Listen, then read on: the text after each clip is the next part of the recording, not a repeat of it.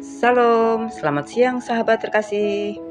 Hari ini kita masuk dalam pembacaan Alkitab dari Matius 5 ayat 13 sampai 16. Bagian yang sangat indah dari khotbah di bukit tentang identitas kita sebagai garam dan terang dunia.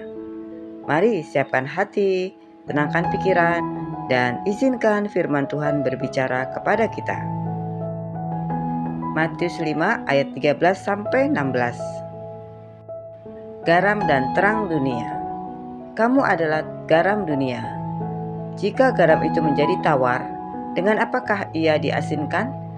Tidak ada lagi gunanya selain dibuang dan diinjak orang. Kamu adalah terang dunia. Kota yang terletak di atas gunung tidak mungkin tersembunyi. Lagi pula, orang tidak menyalakan pelita lalu meletakkannya di bawah gantang, melainkan di atas kaki dian sehingga menerangi semua orang di dalam rumah itu. Demikianlah hendaknya terangmu bercahaya di depan orang, supaya mereka melihat perbuatanmu yang baik dan memuliakan Bapamu yang di surga.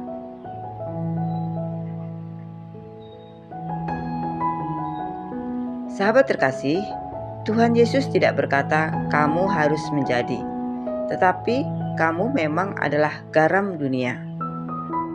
Identitas ini sudah melekat sejak kita mengikut Dia. Garam memberi rasa, memberi pengaruh, dan menjaga agar sesuatu tidak cepat rusak.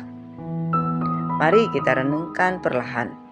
Dalam hidup kita, di bagian mana Tuhan memanggil kita untuk memberi rasa? Apakah kehadiran kita membuat orang lain dikuatkan? Apakah hidup kita menjaga nilai-nilai kerajaan Allah tetap hidup? Kadang kita merasa kecil, lemah, atau tidak berarti. Tuhan memakai hal kecil yang kita lakukan, senyum, perhatian, doa, kebaikan kecil, untuk membawa pengaruh besar. Tuhan Yesus menyebutkan kita terang. Terang tidak berdebat dengan gelap. Terang hanya perlu hadir dan gelap akan pergi. Di dunia yang penuh kekhawatiran, kekerasan, dan keputusasaan, Tuhan memanggil kita menjadi pembawa harapan. Mungkin terang kita terasa kecil, tetapi tidak ada terang yang sia-sia. Satu lilin kecil tetap mengusir kegelapan di ruangan yang sunyi. Satu tindakan kasih dapat mengubah hati seseorang. Tuhan Yesus berkata bahwa terang itu harus ditempatkan di atas kaki Dia. Artinya, Tuhan ingin hidup kita terlihat, bukan supaya kita dipuji, tetapi supaya orang memuliakan Bapa di surga. Sahabat terkasih, bagaimana supaya terang itu bercahaya? Tuhan Yesus memberikan jawabannya, yaitu melalui perbuatan kita yang baik. Perbuatan baik di sini bukan sekedar amal, tetapi gaya hidup. Hidup jujur, mengampuni ketika tidak mudah, setia dalam hal-hal kecil, berkata yang membangun, membawa suasana damai dimanapun kita berada. Ketika kita hidup seperti itu, terang Kristus terpancar tanpa perlu dipaksa. Sahabat terkasih, kadang kita takut, Tuhan, aku tidak cukup baik menjadi garam dunia. Mari kita ingat, garam tidak harus sempurna, terang tidak harus kuat. Yang penting adalah kita terhubung kepada sumbernya, yaitu Yesus sendiri. Ketika hati melekat pada Tuhan, hidup kita secara alami memberi rasa dan memancarkan terang. Sahabat terkasih, mari kita berdoa bersama. Bapa yang Maha Baik, terima kasih untuk firman-Mu hari ini.